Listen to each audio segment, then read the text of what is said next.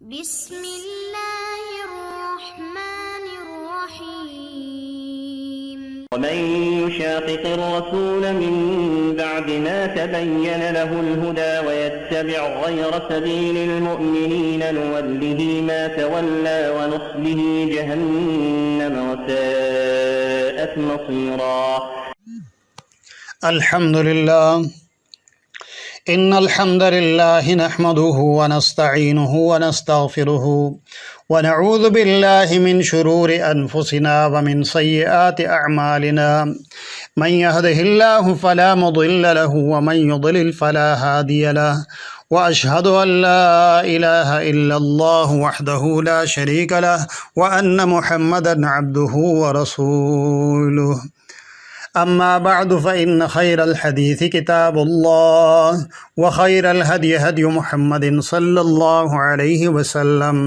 وشر الأمور محدثاتها وكل محدثة بدعة وكل بدعة ضلالة وكل ضلالة في النار۔ کیا جماعت المسلمین ایک تکفیری جماعت ہے؟ اس حوالے سے میں کچھ بیان کرنے سے پہلے یہ بتانا ضروری سمجھتا ہوں کہ جماعت المسلمین کی بنیاد کراچی میں سید مسعود احمد صاحب نے رکھی تھی۔ انہوں نے اس پلیٹ فارم سے کئی معاملات میں لوگوں کی بہت اچھی تربیت کی تھی، اور ظاہر ہے کہ وہ نبی نہیں تھے، ایک انسان تھے جس کی وجہ سے وہ غلطی اور خطا سے مبرہ نہیں تھے۔ مثلا انہوں نے نماز کو حسن خوبی اور سکون سے ادا کرنے پر زور دیا تھا، تو لوگوں کی نماز میں وہی حسن پیدا ہوا، وہی خوبی پیدا ہوئی۔ اسی طرح امام کا بذات خود صفوں کو درست کرنا، اس پر شاید کہیں عمل ہو رہا ہو، اس کی طرف توجہ انہوں نے دلائی اور اب تک اس کا اہتمام ہو رہا ہے۔ کسی کے گھر جا کر ملاقات کرنی ہو تو دروازے پر 3 دفعہ سلام کرنے پر بھی انہوں نے جماعت میں عمل کرایا۔ جمعہ کے دن خطبے میں سورہ قاف کی تلاوت کرنے کی طرف بھی انہوں نے توجہ دلائی اور عملی طور پر اس کو جماعت میں رائج کیا۔ اس کے علاوہ اور بھی بہت اچھے اچھے کام کیے، جس کا اجر انشاءاللہ ان کو ضرور اللہ تعالیٰ کے ہاں ملے گا، کیونکہ صحیح مسلم کی حدیث ہے، اللہ کے رسول صلی اللہ علیہ وسلم کا ارشاد ہے، من سن فی الاسلام سنتا حسنتا فلہ اجرہا واجر من عمل بها بعدہ من غیر ان ینقص من اجورہم شیء۔ جس نے اسلام میں کوئی اچھا طریقہ جاری کیا تو اس کے لیے اس کا اجر ہوگا، اور اس کے بعد جو بھی اس پر عمل کریں گے ان کا اجر بھی اسے ملے گا، اور ان لوگوں کے عمل میں سے کچھ کمی نہیں ہوگی۔ امید ہے کہ سید مسعود احمد صاحب نے جو بھی اچھے کام کیے تھے اور آج بھی ان پر عمل ہو رہا ہے، اس کا اجر انشاءاللہ ان کو ملتا رہے گا۔ لیکن جو لوگ سید مسعود احمد صاحب سے محبت کرتے ہیں، ان کو یہ بھی خیال رکھنا چاہیے کہ اس حدیث کا دوسرا حصہ یہ بھی ہے کہ جس نے اسلام میں کوئی برا طریقہ جاری کیا تو اس کا وبال اسی پر ہوگا، اور اس کے بعد جو بھی اس پر عمل کریں گے ان کا گناہ بھی اسی کو ملے گا، اور ان لوگوں کے گناہ میں کوئی کمی نہیں کی جائے گی۔ یہ صحیح مسلم کتاب الزکوٰۃ کی حدیث ہے۔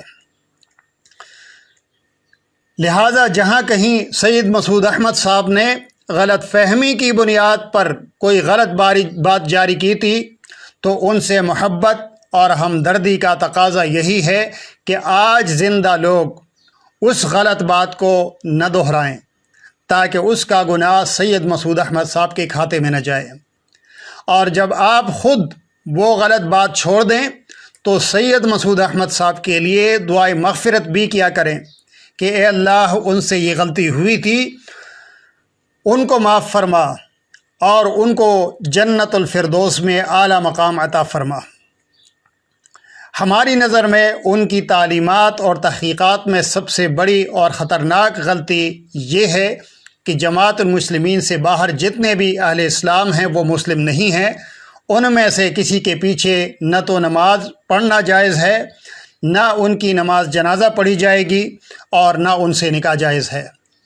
اور اس حوالے سے ان پر اور جماعت المسلمین پر ہمیشہ یہ اعتراض ہوتا رہا ہے کہ یہ اپنے علاوہ سب کو اسلام سے خارج اور غیر مسلم سمجھتے ہیں، لیکن جماعت کی طرف سے ہمیشہ یہ جواب دیا جاتا رہا کہ یہ ہم پر الزام ہے، جیسا کہ جماعت کے پمفلٹ الجماعت القدیمہ میں زبیر علی رئی صاحب کے ایک اعتراض کے جواب میں لکھا ہے کہ ہم نے کسی کو کافر نہیں کہا، یہ ہم پر بہتان ہے۔ زبیر صاحب ہماری تحریر پیش کریں۔ یہ جماعت المسلمین کی دعوات اور تحریک اسلام کی آئینہ دار ہیں، اس کے صفحہ 423 پر۔ آج بھی جماعت المسلمین کے ہر خاص و عام کی زبان پر یہی جواب ہے کہ ہم کسی کو کافر نہیں کہتے، حالانکہ اس جواب کا مطلب یہ نہیں کہ وہ اپنے علاوہ دوسروں کو کافر سمجھتے بھی نہیں۔ اس قسم کے جواب سے دنیا میں انسانوں سے تو حقیقت چھپائی جا سکتی ہے، لیکن اللہ تعالیٰ تو دلوں کا حال جانتا ہے۔ اگر آپ دل میں دوسروں کو کافر سمجھتے ہیں اور زبان سے کہتے ہیں کہ ہم کسی کو کافر نہیں کہتے، تو کل قیامت کے دن اللہ تعالیٰ آپ سے اس کا حساب لے گا، کیونکہ وہ دل کی باتوں کو جانتا ہے۔ اس لیے اس معاملے کو اللہ کی عدالت میں پیش ہونے سے پہلے یہاں دنیا میں ہی ختم کر دیجئے، تاکہ اللہ کی طرف جب جائیں تو گردن میں اہل اسلام کی تکفیر کا طوق نہ ہو۔ اب میں آپ کو تکفیر کے کچھ حوالے دکھا رہا ہوں، لیکن پہلے دیکھنا ہے کہ تکفیر ہے کیا چیز۔ تکفیر کے معنی یا اس کا مفہوم یہ ہے کہ کسی کو کفر کی طرف منسوب کیا جائے اور کافر قرار دیا جائے۔ اب جس شخص کو اس کے کسی قول یا فعل کی وجہ سے کافر قرار دیا جائے اور وہ اللہ کے قانون کے مطابق بھی کافر ہوگا تو یہ تکفیر جائز ہوگی، لیکن اگر وہ اللہ کے قانون کے مطابق کافر نہیں ہوگا تو پھر جس نے اسے کافر قرار دیا یا سمجھا تو کفر کا یہ کلمہ اس شخص پر لوٹے گا جس نے اس کو کافر قرار دیا ہوگا، کیونکہ ناجائز تکفیر یہ گناہ عظیم ہے۔ صحیح بخاری کی حدیث ہے، اللہ کے رسول صلی اللہ علیہ وسلم کا ارشاد ہے، ابو ہریرہ رضی اللہ عنہ سے مروی ہے کہ رسول اللہ صلی اللہ علیہ وسلم نے فرمایا، اذا قال الرجل لاخیہ یا کافر، جب ایک شخص اپنے بھائی سے کہے اے کافر، فقد باء بہ احدہما، تو یہ کلمہ ان دونوں میں سے ایک پر لوٹے گا۔ یعنی اگر کہنے والے نے صحیح کسی کی تکفیر کی ہے تو پھر تو وہ شخص کافر ہے جس کو اس نے کافر کہا ہے، لیکن اگر وہ کافر نہیں ہے تو کلمہ اس کے اوپر لوٹے گا جس نے اس کو کافر کہا ہے۔ تو اسی وجہ سے اس معاملے میں بہت احتیاط کی ضرورت ہے، کیونکہ یہ معاملہ اتنا آسان نہیں ہے جس طرح کہ ہم نے اس کو سمجھا ہوا ہے۔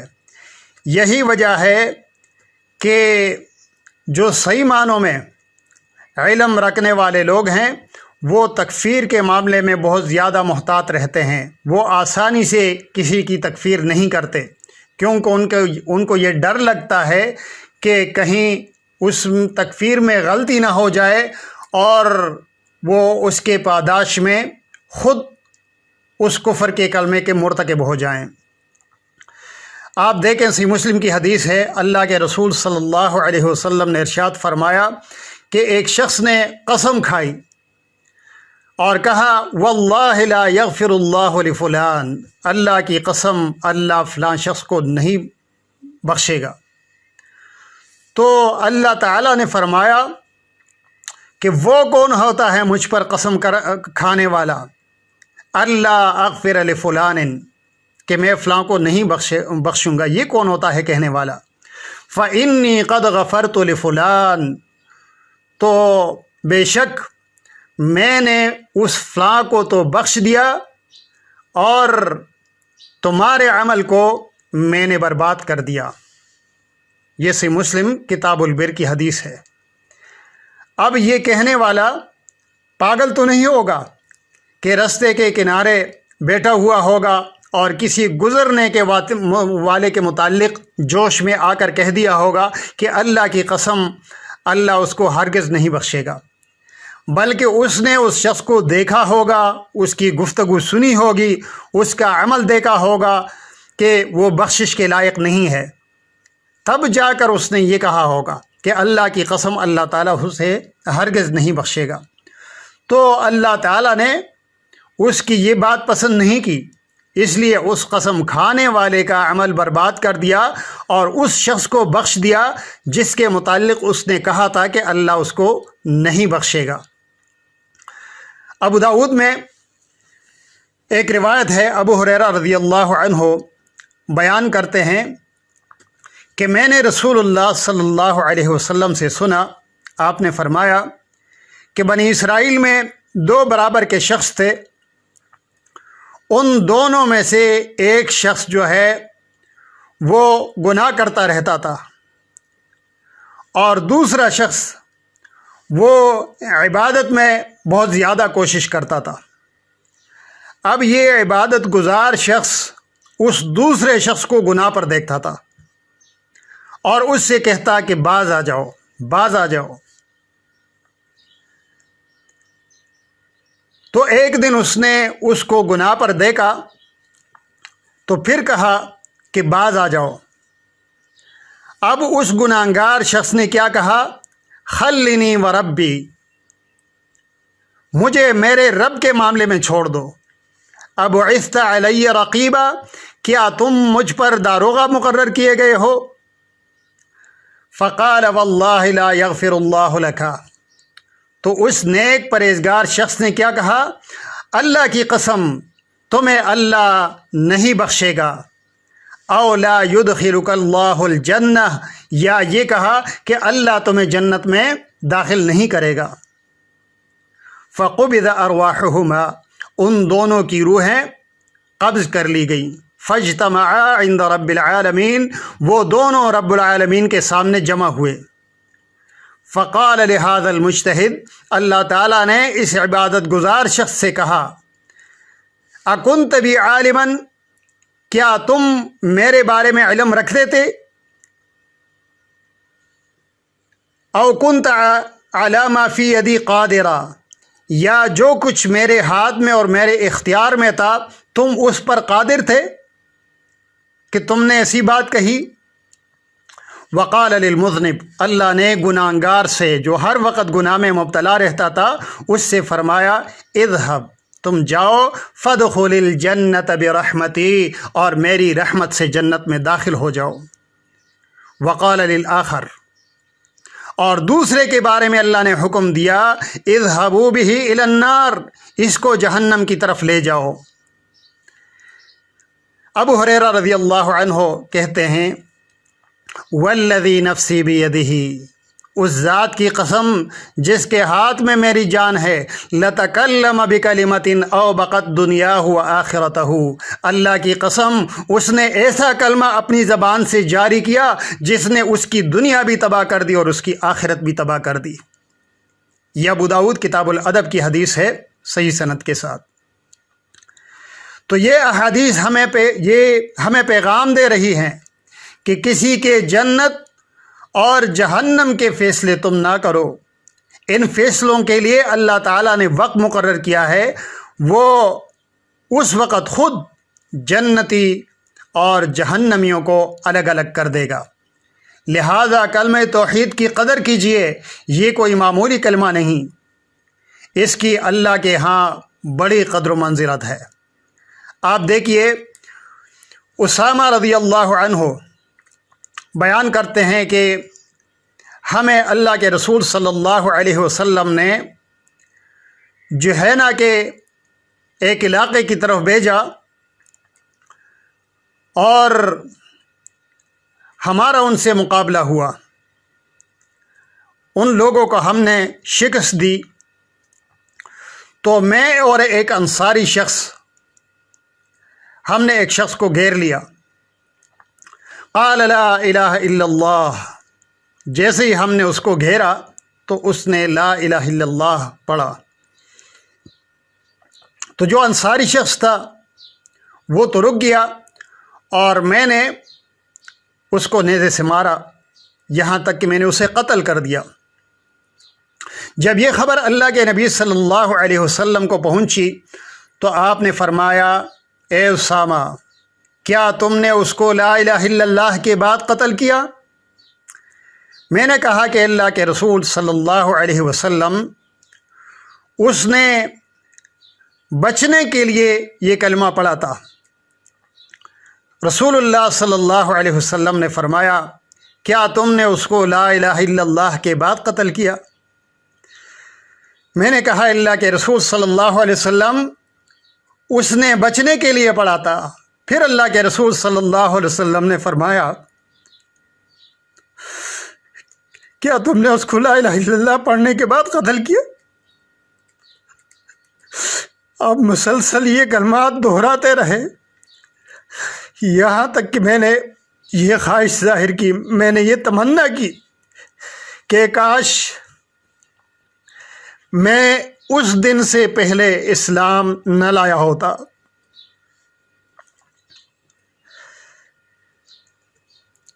سوچئے، پھر اللہ کے نبی صلی اللہ علیہ وسلم نے ان سے یہ بھی فرمایا، افلا شققت عن قلبہ، کہ تم نے اس کا سینہ کیوں نہیں چیرا؟ حتی تعلم اقالہا ام لا، کہ یہاں تک کہ تم جان لیتے کہ اس نے یہ کلمہ دل سے پڑھا ہے یا نہیں۔ پھر رسول اللہ صلی اللہ علیہ وسلم نے فرمایا، کیف تصنع بلا الہ الا اللہ اذا جاءت یوم القیامہ، کہ قیامت کے دن تم کیا کرو گے لا الہ الا اللہ کا جب یہ کلمہ آئے گا؟ تو میرے بھائیو، کلمہ توحید کی اللہ کے ہاں بڑی قدر و منزلت ہے۔ اس کلمہ کی بدولت اللہ تعالیٰ جہنم سے ایک بہت بڑی تعداد ایسے لوگوں کو نکال لے گا جنہوں نے کبھی کوئی نیک عمل نہیں کیا ہوگا۔ حضرت ابو سعید خدری رضی اللہ عنہ وہ شفاعت کی طویل حدیث بیان کرتے ہیں، جس میں رسول اللہ صلی اللہ علیہ وسلم نے فرمایا کہ جب سب لوگ شفاعت کر چکیں گے تو جس کے دل میں ذرا سی بھی خیر ہوگی اسے دوزخ سے نکال لیں گے۔ تو وہ کہیں گے کہ اے ہمارے رب، ہم نے دوزخ میں خیر کو نہیں چھوڑا۔ اس وقت اللہ تعالیٰ فرمائے گا، شفاعت الملائکہ، فرشتوں نے سفارش کی، وشفع النبیون، نبیوں نے بھی سفارش کی، وشفع المؤمنون، مومنین نے بھی سفارش کی، ولم یبق الا ارحم الراحمین، اور اب ارحم الراحمین کے علاوہ کوئی نہیں بچا۔ فیقبض قبضۃ من النار، پھر اللہ تعالیٰ آگ سے ایک مٹھی بھر لے گا، اٹھا لے گا، فیخرج منہا قوما لم یعملوا خیرا قط، اور ان میں سے ایسے لوگوں کو نکال لے گا کہ جنہوں نے کبھی کوئی بلائی نہیں کی ہوگی۔ فی رقابہم الخواتم یعرفہم اہل الجنہ، ان کی گردنوں میں مہر لگی ہوگی، اہل جنت ان کو پہچانیں گے، ہؤلاء عتقاء اللہ الذین، یہ اللہ تعالیٰ کے وہ آزاد کردہ لوگ ہیں، ادخلہم اللہ الجنت بغیر عمل عملوہ ولا خیر قدموہ، کہ اللہ تعالیٰ نے ان کو جنت میں داخل کیا ہے بغیر کسی عمل کے اور بغیر کسی بھلائی کے، بغیر کسی نیکی کے جو انہوں نے آگے بھیجی ہو۔ یہ صحیح بخاری اور صحیح مسلم کی حدیث ہے۔ تو اب یہ کون لوگ ہوں گے؟ احادیث جو ہے اس بات کے شاہد ہیں کہ یہ کلمہ توحید اور شہادتین کا اقرار کرنے والے ہوں گے، جو بغیر کسی نیک عمل کے صرف کلمہ توحید کی وجہ سے آگ سے نکالے جانے والے ہیں۔ لیکن یہ حدیث، افسوس، اشتیاق صاحب اس قسم کی احادیث کے بارے میں کہتے ہیں کہ یہ کون سے لوگ ہوں گے کہ جو کلمہ کی وجہ سے نکالے جائیں گے؟ کہتے ہیں کہ اس کو موقع نہیں ملا، وہ کلمہ پڑھتے ہی فوت ہو گیا۔ اگر وہ کلمہ پڑھنے کے بعد زندہ رہتا، اس کو زندگی ملتی، اس کے بعد وہ عمل کرتا تو پھر دیکھا جاتا، لیکن اس کو اتنا موقع ہی نہیں ملا کہ وہ فوت ہو گیا۔ تو پھر کہتے ہیں کہ اس طرح وہ لوگوں کو بے وقوف نہ بنائیں، یعنی ہم جو احادیث پیش کرتے ہیں کہ کلمہ کی قدر و منزلت ہے اور قیامت کے دن لوگوں کو نکالا جائے گا، تو وہ کہتے ہیں کہ لوگوں کو بے وقوف نہ بنائیں کہ ہر کلمہ کو جنت میں جائے گا۔ سنیے اشتیاق صاحب کی آواز میں۔ اس کو موقع نہیں ملا، وہ کلمہ پڑھتے ہی فوت ہو گیا نا۔ اگر وہ جیتا، زندگی اس کی ملتی، تو کلمہ پڑھنے کے بعد وہ عمل کرتا اور اللہ کے نبی کو نبی مانتا، لیکن اس کو اتنا موقع نہیں ملا، وہ فوت ہو گیا۔ تو اس طرح سے اگر مواقع احادیث میں آتے ہیں تو اس طرح وہ لوگوں کو بیوقوف نہ بنائیں کہ صاحب کلمہ، ہر کلمہ کو جو ہے وہ جنت میں جائے گا۔ برا ہو تکفیری عقیدے کا جس نے سوچنے اور سمجھنے کی صلاحیت بھی چھین لی، کہ یہ بات کہتے ہوئے نہ اشتیاق صاحب نے غور و فکر سے کام لیا اور نہ سننے والے لوگوں نے، کہ جب آپ خود کہتے ہیں کہ اس نے کلمہ پڑھ لیا اور فوراً مر گیا، اس کو عمل کا موقع نہیں ملا، تو پھر وہ جہنم میں کیسے چلا گیا؟ کیونکہ کلمہ کفر سے توبہ کر کے کلمہ توحید اس نے پڑھا تو اس کے تو سارے گناہ اسی وقت معاف ہو گئے، اور پھر فوراً وہ مر گیا تو وہ تو بالکل پاک صاف تھا، وہ جہنم میں کیوں گیا؟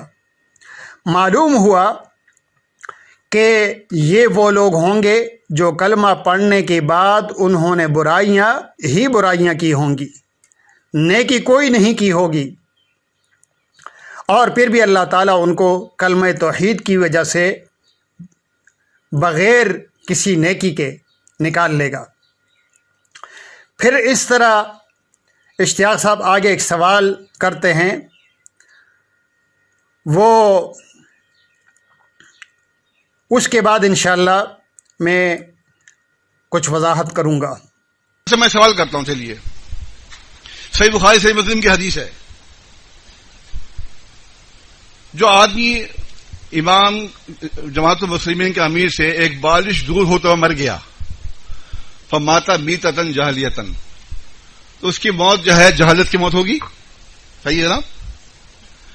تو کیا وہ کلمہ نہیں پڑھتا تھا، نماز نہیں پڑھتا تھا، روزے نہیں رکھتا تھا، سارے کام کرتا تھا، وہ کیوں دوزخ میں کیا جا رہا ہے؟ کیوں جہالت کی موت مر رہا ہے؟ کہ اس نے امیر جماعت کا کہنا نہیں مانا معروف باتوں میں، سمجھے نا آپ؟ جب وہ کہنا نہیں مانے گا تو کلمہ ان میں کام نہیں آئے گا، بھائی نماز کوئی کام نہیں آئے گی، ایسے موقع پر سیدھا بے کسی رسید کے جائے گا دوزخ کے اندر۔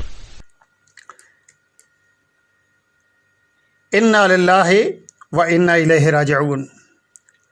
امیر کی اطاعت کو اتنا اونچا مقام دے دیا کہ امیر کا کہنا اگر نہیں مانے گا کوئی آدمی تو نہ کلمہ کام آئے گا نہ نماز کام آئے گی۔ یہ عقیدہ رسول اللہ صلی اللہ علیہ وسلم کی ان بہت ساری احادیث کا انکار ہے جن میں یہ بات واضح ہے کہ کلمہ ان کے کام آئے گا۔ اب رسول اللہ صلی اللہ علیہ وسلم کے مقابلے میں آپ لاکھ کہتے رہیں کہ کلمہ کام نہیں آئے گا تو آپ کی بات کی کوئی وقت نہیں ہے، اور نہ کسی حدیث میں ایسا ہے کہ اگر کوئی امیر کا کہنا نہیں مانے گا تو کلمہ اس کے کام نہیں آئے گا۔ یہ گمراہ کن عقیدہ جس کی قسمت میں ہدایت ہوگی وہ انشاءاللہ ضرور اس عقیدے کو چھوڑے گا اور اشتیاق صاحب سے بھی بیزاری کا اعلان کرے گا۔ اب میں جماعت کی تعلیمات کے تناظر میں یہ کہتا ہوں کہ یہ جن کو قیامت کے دن جہنم سے صرف کلمہ توحید کی وجہ سے نکالا جائے گا، یہ جماعت المسلمین کے لوگ نہیں ہوں گے۔ یہ بات میں جماعت المسلمین کی تعلیمات کے تناظر میں کہہ رہا ہوں، میری بات غور سے سنیں کہ میں یہ جماعت کی تعلیمات اور عقائد کے تناظر میں کہہ رہا ہوں کہ یہ جن کو قیامت کے دن کلمہ توحید کی وجہ سے نکالا جائے گا یہ لوگ جماعت المسلمین کے نہیں ہوں گے، بلکہ جماعت المسلمین سے باہر کے لوگ ہوں گے، کیونکہ آپ کی تعلیمات کے مطابق تو جماعت المسلمین الجماعہ ہے، اور حدیث میں الجماعہ کا ٹھکانہ جنت بتایا گیا ہے اور 72 فرقوں کا ٹھکانہ جہنم بتایا گیا ہے، اور آپ لوگ خود حدیث پیش کرتے ہیں کہ 72 فی النار، 72 جہنم میں جائیں گے، وواحدۃ فی الجنہ وہی الجماعہ، ایک جنت میں جماعت جائے گی اور ایک فرقہ جنت میں جائے گا اور وہ جماعت ہوگی۔ تو جب الجماعہ کا ٹھکانہ جنت ہے تو پھر وہ جہنم میں کیسے گیا؟ جہنم میں تو 72 فرقے جائیں گے۔ اب یہاں بھی کہہ دیجئے کہ ہمارا حدیث پر ایمان ہے اور بغیر تعویل کے ایمان ہے، جیسا کہ بیت کو شرائط ایمان ثابت کرنے کے لیے حدیث پیش کی تھی اور لکھا تھا کہ رسول اللہ صلی اللہ علیہ وسلم فرماتے ہیں من مات ولیس فی عنقہ بیعۃ مات میتۃ جاہلیہ، صحیح مسلم کے حوالے سے، کہ